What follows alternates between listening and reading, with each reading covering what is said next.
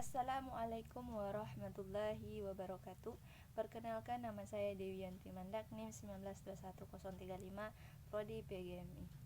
Baik, di sini saya akan menjelaskan materi, yaitu materi tematik yang dosen pengampu yaitu Bapak Ilham Syah MPD. Alhamdulillah dalam pelaksanaan pembelajaran tematik ini sudah di tahap UAS, alhamdulillah sudah selesai. Nah, kali ini saya akan membuatkan video pembelajaran tematik yang didasari bab 10, yaitu rencana pelaksanaan pembelajaran RPP tematik.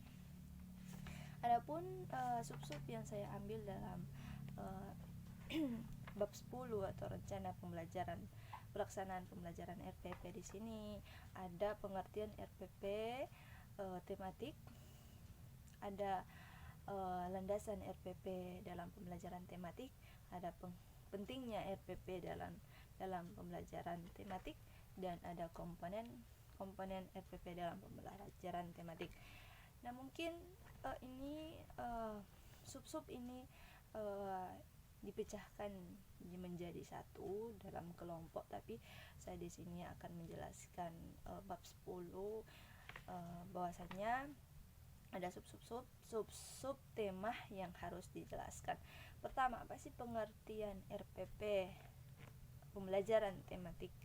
Nah, pengertian RPP adalah rencana pelaksanaan pembelajaran atau disebut juga dengan RPP. Namun rencana aktivitas pembelajaran yang didesainkan untuk pembelajaran disebut juga dengan satu KD atau beberapa KD. Dalam RPP, semua aktivitas pembelajaran yang akan dilakukan baiknya didesain dengan detail, dengan dirangkai dengan terperinci, dan terbacaannya yang tinggi gitu. Menurut peraturan pemerintah RPP nomor 19 tahun 2005 pasal 20 bahwa menyatakan bahwa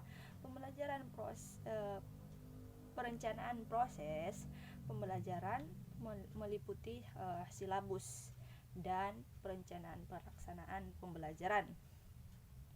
Kemudian metode pembelajaran atau sumber dan nilai yang lain yang akan diterapkan di silabus, ada proses persiapan kegiatan, ada perhitungan dengan penentuan tentang sesuatu yang akan dijadikan dalam rangka pencapaian tujuan pembelajaran, ada sebagai keseluruhan proses pemikiran dan peraturan secara matang menyangkut hal-hal yang akan dikerjakan.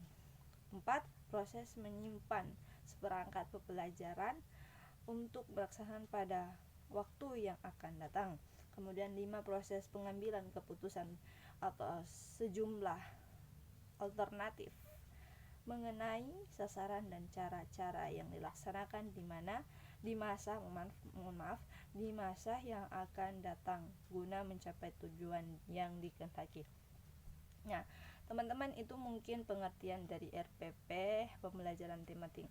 Adapun landasan RPP dalam pembelajaran tematik di sini, landasan penyusunan perencanaan proses pembelajaran terutama dalam standar proses. Nah, Premediknas menyatakan nomor 41 2017 bahwa menurut Peraturan Pemerintah PP nomor 19 tahun 2005 pasal 20, perencanaan proses pembelajaran meliputi silabus dan perencanaan pelaksanaan pembelajaran yang memuat sekurang-kurangnya tujuan pembelajaran atau materi pembelajaran, metode pembelajaran, sumber pembelajaran, dan nilai hasil belajar. Kemudian landasan penyusunan RPP pembelajaran tematik disebut juga integrat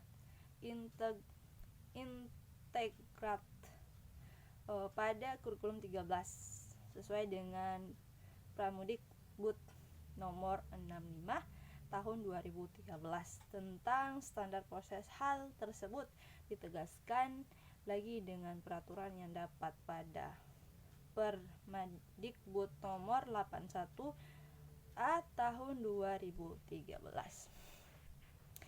Nah, teman-teman, itu landasan RPP dalam pembelajaran tematik.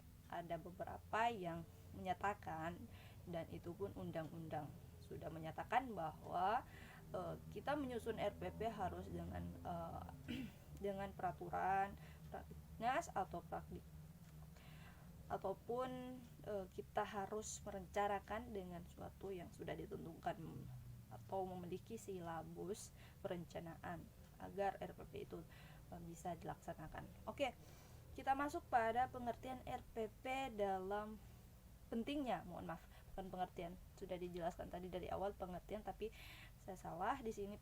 Ini adalah pentingnya RPP dalam pembelajaran tematik. Kenapa kita harus mementingkan RPP dalam pembelajaran tematik?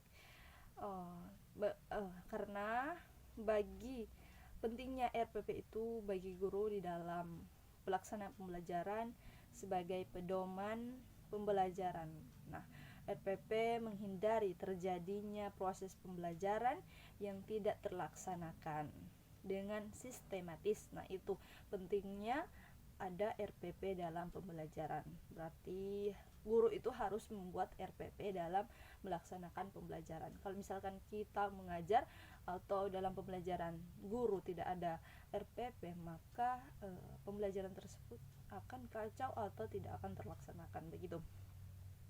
Nah, apalagi sudah menjadi kebutuhan peserta didik atau harusnya bagi pendidik untuk melaksanakan pembelajaran nih yang sesuai dengan karakteristik anak, usia, atau kita mengajar di MI, begitu. Dengan adanya RPP kita harus, karena kita kan mencari tahu karakteristik dari peserta didik, bagaimana kita bisa mencari karakteristik, sedangkan RPP-nya kita tidak tahu, begitu. Inti dari kegiatan pembelajaran RPP adalah pengembangan sistem pembelajaran yang akan dilakukan. Ketika guru mengembangkan RPP, tujuan utamanya adalah untuk memenuhi kepentingan dirinya sendiri dalam rangka pelaksanaan tugas profesinya sebagai guru. Kemudian RPP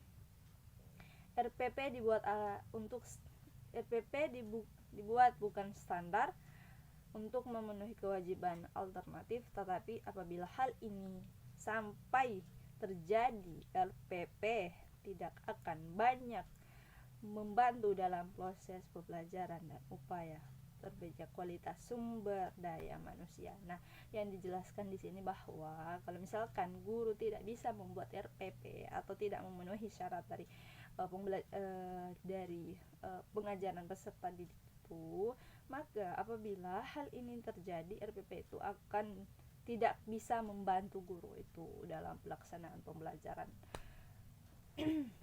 Nanti akan berdampak pada diri sendiri dan peserta didik, begitu.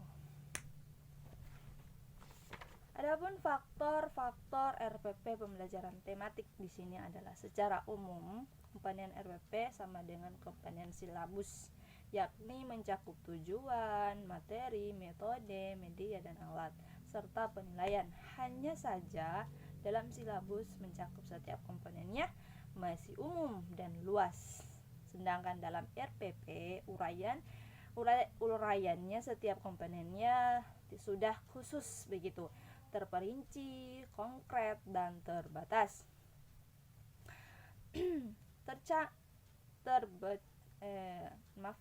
Terbacanya RPP pada setiap pelaksanaan pembelajaran sangat tergantung pada kualitas dan terbacanya silabus yang telah dibuat. Nah, dalam yang dijelaskan di sini bahwa pada pembuatan RPP dalam komponennya harus ada silabus yakni untuk mencapai tujuan dan Adapun perbedaan silabus dan RPP, kalau misalkan silabus itu sudah masih umum dan luas.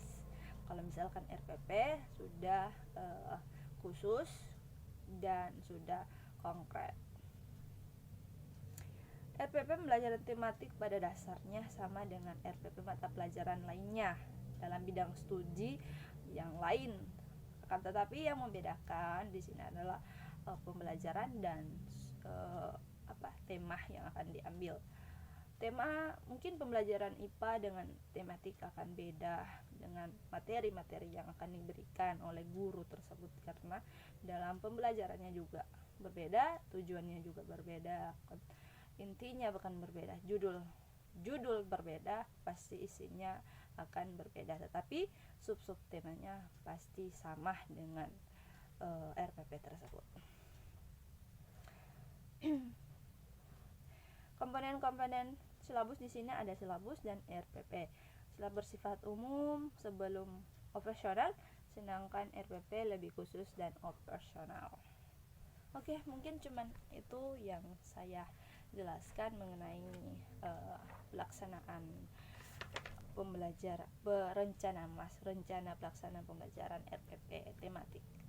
Adapun kesalahan dari saya dan kebenaran ada pada Yang Maha Kuasa. Kita tutup dengan melafazkan hamdalah, alhamdulillahirabbil alamin. Wabillahi taufiq wal hidayah. Wassalamualaikum warahmatullahi wabarakatuh.